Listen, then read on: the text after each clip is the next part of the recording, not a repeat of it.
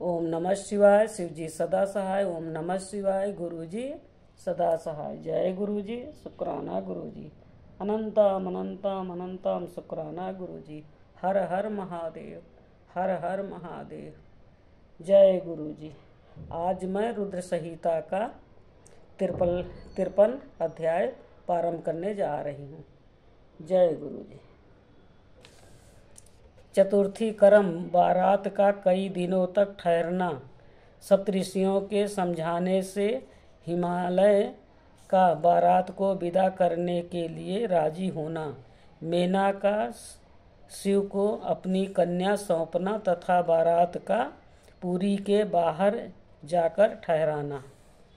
ब्रह्मा जी कहते हैं, तदंतर विष्णु आदि देवता तथा ऋषि कैलाश लौटने का विचार करने लगे। तब हिमालय ने जनवासे में आकर सबको भोजन के लिए निमंत्रित किया।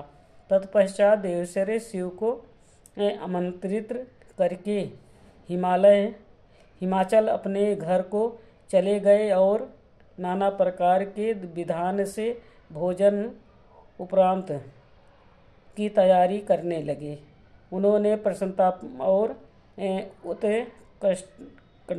कंडा के साथ भोजन के लिए परिवार सहित भगवान शिव को यथोचित रीति के से अपने घर बुलवाया। शंभु के, विष्णु के पैर, मेरे अन्य सब देवताओं के, मुनियों के तथा वहां आए हुए अन्य सब लोगों के भी चरणों को बड़े आदर से साथ धोकर उन सबको गिरिराज ने मंडप के भीतर सुंदर आसनों पर बिठाया। फिर अपने भाई बंधुओं को साथ लेकर उनके सहयोग से उन सब अतिथियों को नाना प्रकार के सरस पदार्थों द्वारा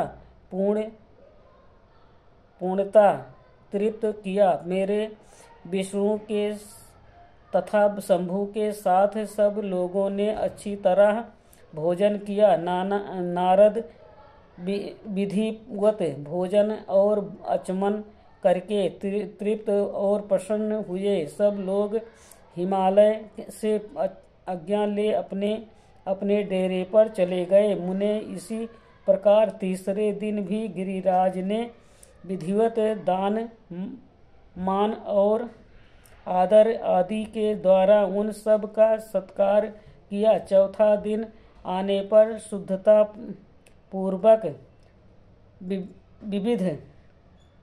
साविध चतुर्थी क्रम हुआ, जिसके बिना विवाह यज्ञ अधूरा ही रह जाता है। उस समय नाना प्रकार का उत्सव हुआ। साधु वाद और जय जयकार की ध्वनि हुई। बहुत से सुंदर दान दिए गए। भांति भांति के सुंदर गान और नृत्य हुए। 5वें दिन सब देवताओं ने बड़े हर्ष और अत्यंत प्रेम से के साथ शैलराज को सूचित किया गया कि अब हम लोग यहाँ से जाना चाहते हैं, आप आज्ञा प्रदान करें। उनकी यह बात सुन गिरिराज हिमवान हाथ जोड़ बोले,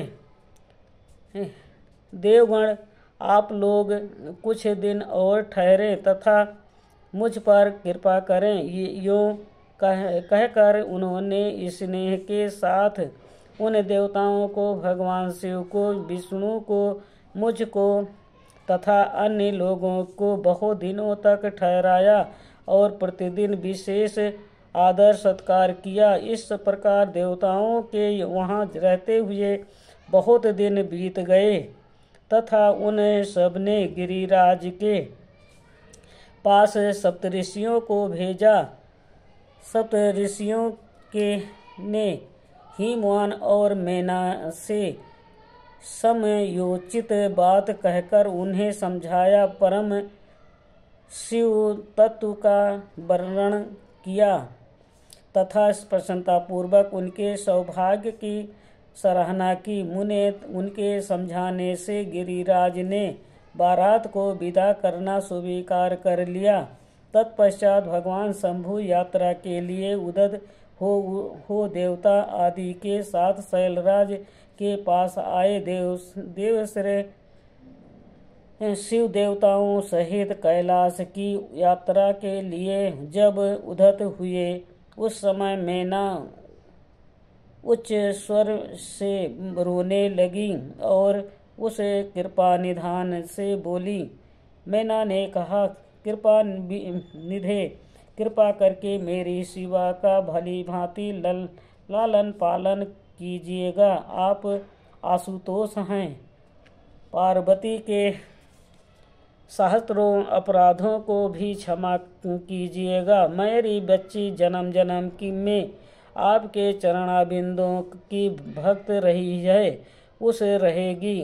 उसे सोते और जागते समय भी अपने स्वामी महादेव के सिवा दूसरी किसी वस्तु की सुध नहीं रहती। मृत्युंजय आपके प्रति भक्ति भाव की बातें सुनते ही ये हर्ष के आंसू बहाती हुई पुलकित हो उठती हैं और आपकी निंदा सुनकर ऐसा मौन साध लेती हैं मानो मर ही गई हूँ।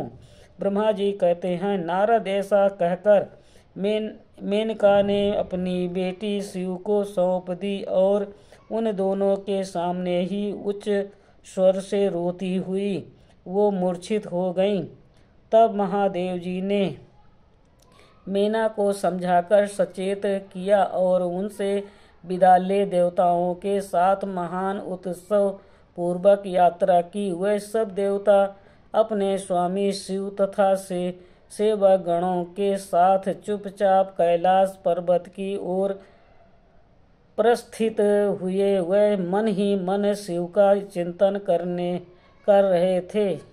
हिमाचल पुरी के बाहरी बगीचे में आकर शिव सहित सब देवता हर्ष और उत्साह के साथ ठहर गए और शिवा के आगमन की प्रतीक्षा करने लगे।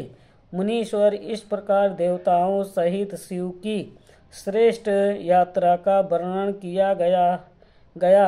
अब शिवा की यात्रा का वर्णन सुनो, जो विरह व्याथा और आनंद दोनों से संयुक्त है। आज का 53 अध्याय संपूर्ण हुआ।